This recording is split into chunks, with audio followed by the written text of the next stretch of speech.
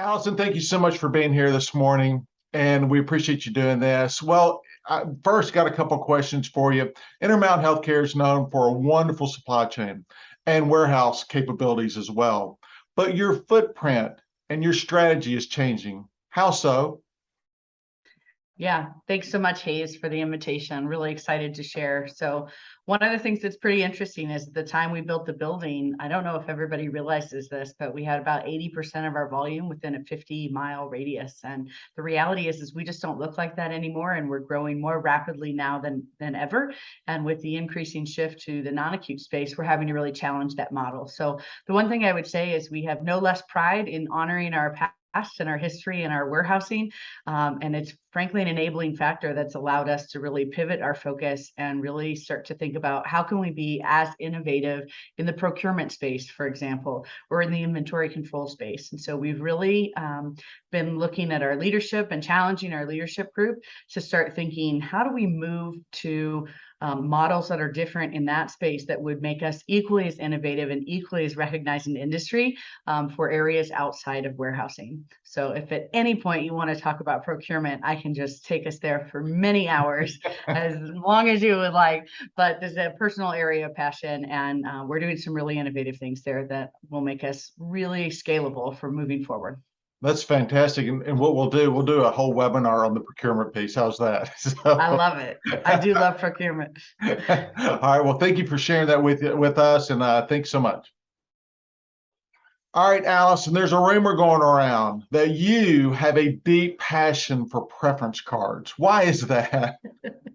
Well, it's not wrong, but it's kind of a geeky thing to be really jazzed about in supply chain world. But I think it really comes, Hayes, from early on in my career. I spent a lot of time in the procedural areas doing inventory control, and frankly had a lot of appreciation for the complexity of the data tracking that happens in that space. And so regardless of what automation tools you're using or scanning or really all the different opportunities that are there, it all comes down to the accuracy of that procedure card.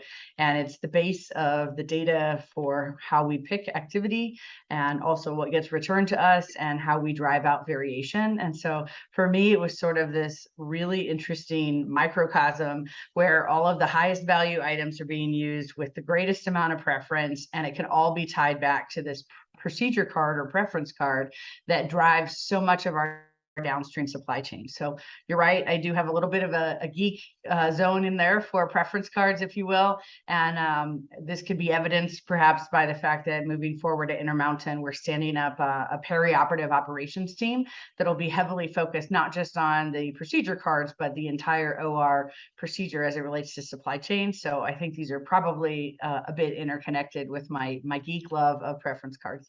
Wonderful. It makes sense. So well said. And I enjoy your geekiness there. I think that's great. So thanks for sharing. Absolutely. All right, Allison, how are you approaching equipment management lifecycle now that you're in control there?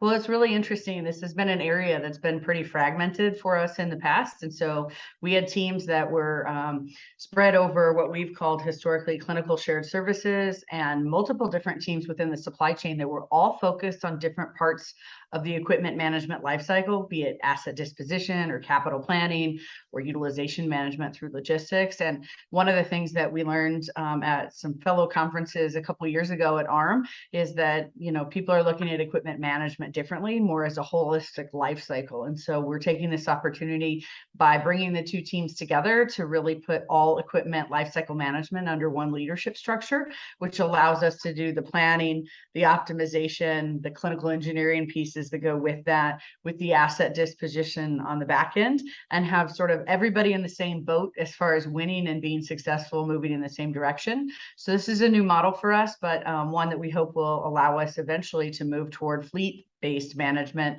of the entire portfolio of assets for equipment. So a little different than what you see in industry so far, but we're trying to lead out on this space, recognizing how much equipment really drives our supply chain and how much it perhaps has been under served in the past. It might be different, but it makes a lot of sense as you described it to me just then. So good luck to you on that. Thank you. We'll see in a couple of months how that works out. So good job. Sure. Allison, you were sharing with me earlier about a unique perspective and maybe a change in the model with your hospitality services. Can you tell us a little bit about that and what impact that might have on supply chain, nursing, and everybody else? Yeah, the reality, Hayes, is that we haven't quite landed on a model here, but we're putting a lot of thought into what hospitality services, or traditionally what we've called support services in supply chain, what that model needs to look like to put the patient and the consumer really at the center of the experience. How do we use this in a way that helps our caregivers and nursing, but also perhaps has some efficiency associated with it? So when you look at the macro perspective here, it's a really big shift in the way that we might want to aggregate other hospitality services together. And like I said, no decisions have been made. We're just starting to ideate really early on here about, if we have different groups that are all working in their appropriate services space, have we aggregated the logistics function of that? So let me give you an example. Maybe the food and nutrition and environmental services and pharmacy and some of those other groups continue doing all of the things that they're doing, but maybe the running function or the logistics function of moving that from the basement or wherever they're located up to the patient floors is something that's done through a shared logistics team, like a workforce, cross-functional workforce, if you will. But the other thing that we're talking about is how do we engage differently in that, I call it final mile of the patient experience. Do we all need to be going into the room to maybe deliver a food tray, but not pull the trash while we're in there, or deliver ice chips, but not change the sheets while we're there? And the reality is we're asking a lot of really big questions right now, like what should the model look like moving forward? And there's tons of implications around that. So I'd be misleading if I said we were any closer to a decision, but I think these are the types of big questions that we're asking while we're at this pivot point as an organization, to say, how could we do this better? And is there any logistical efficiency that we can glean from it, as well as making it a better experience for our patients and our caregivers? So that's why we're trying to look at hospitality services differently than we have in the past. I think it's fascinating because you shared that with me before. And when you think about this in the big picture, it really can have a profound impact, particularly on the patient for sure. But I think even going back, obviously, to the caregiver, to your point. So really, really fascinating stuff. That will be fun to kind of follow. So good luck on that path for sure. Yeah, TBD. We'll keep you posted. Exactly. Well, thanks so much. Thanks. All right, Allison, I have a very unique power, and today I'm bestowing it on you as the worldwide supply chain czar for all of healthcare, all around the world. And so you've got a very short term, though, because you really got to produce in a hurry. And so I'm going to give you 6 months to do 2 things. And what 2 things would you do in those 6 months? Oh, I feel like that's a little bit of a trick question, Hayes, because there's so many areas where you could say one causes the other, and this would have been better than that. So I guess the 2 things that come to my mind that seem to be inhibiting factors at a really macro level that I would love to address with my magical wand that you've given me as the czar or czarina, if you will, for 6 months. The first is around like transparency and visibility and sort of the data challenge that we continue to face in healthcare. If we could make major change in that space so that we have this end-to-end shared awareness with our supplier community, with the manufacturers, with our distributors, really even understanding where all the inventory is and how to optimize that, not in silos. I think that would be pretty industry changing in a way that would really help us catch up, frankly, to other industries.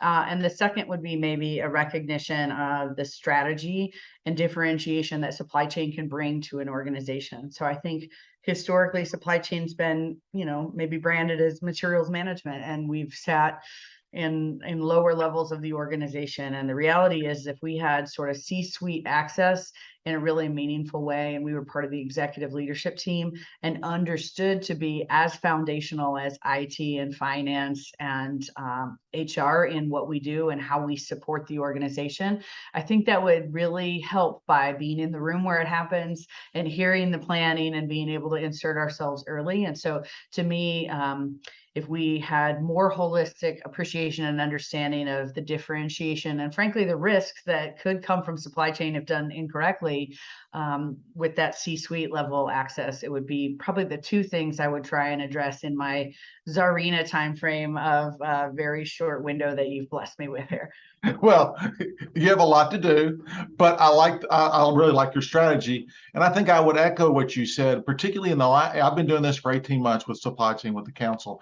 And the coolest thing about it in the last 2 years, they have been elevated to, to the big boy table, if you will. And they are talking at the C-suite level and in many cases the board level. So I think that's one thing that has, I think it's been good for all of us because of that. So anyway, well, great job. You've got the job for 6 months, and we'll be watching you. And so, well, I'll be riding on the coattails of the momentum we already have. So, all right. Well, good luck to you. All right. Thanks. thanks. All right, Allison. Other than your current job, what job outside of healthcare would you like to do? Oh, Hayes, that's a really trick question because my backup job, if I were to do it all again, also happens to be in healthcare. I know, right?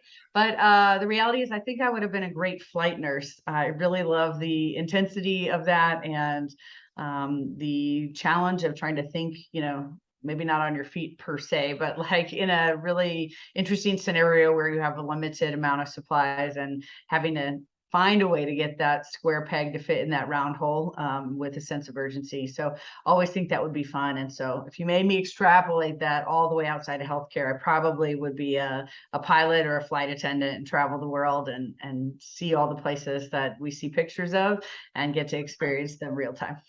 I bet you'd be a great flight nurse. So anyway, well, thank you for sharing that. I think it's just kind of interesting about you. And even though you kind of didn't really answer the question per se, I'll give it to you. We'll give you about a B+ on that. So thanks so much. Bonus point. Yeah. Thank you so much for your latitude as a professor giving out the grades. I really appreciate it. Well, that's just how we roll here. So thanks, Allison. All right. Thank you, Hayes.